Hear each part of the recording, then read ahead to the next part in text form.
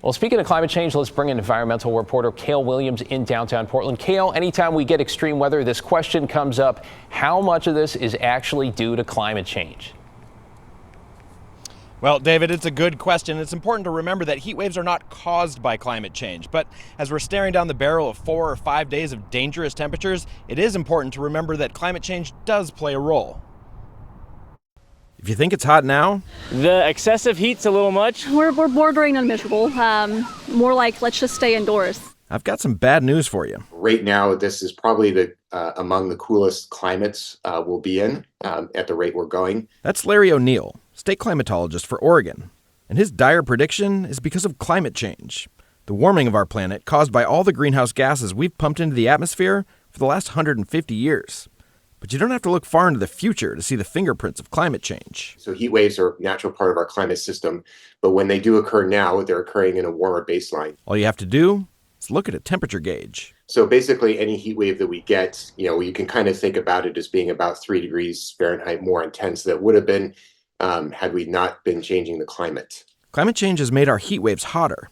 And with Portland looking to tie or break its record of consecutive days at or above 100 degrees, it's made them longer too. Now, there's no exact definition of what constitutes a heat wave, but the number of days over 90 degrees or the number of days over 100 degrees. And whichever way you parse it, these days are happening much more frequently, especially over the last 10 years.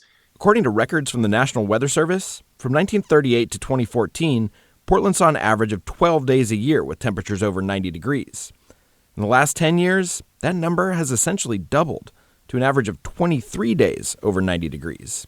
And extended periods of extreme heat can have very real impacts on people's health. The health risks basically are much greater for each consecutive day of the heat wave. Over the next week, nighttime lows won't offer much relief either, with temps barely dropping below 70 degrees. Not being able to cool down at night just puts that much more physiological stress on your body. And that can cause heat exhaustion, heat stroke, and the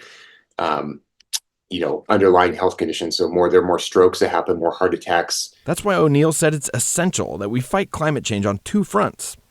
We have to adapt to the warming our emissions have already created, but we also have to get at the root cause by cutting the emissions that will make for even more extreme heat far into the future.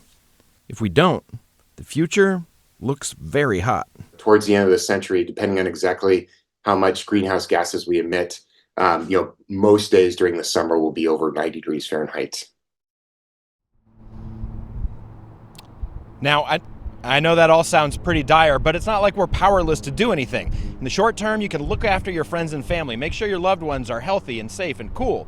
In the long term, we can all look for ways to cut our carbon footprint, whether that be personally or across our whole society. David? Yeah, doing something even small, always better than doing nothing. Thank you, Cale.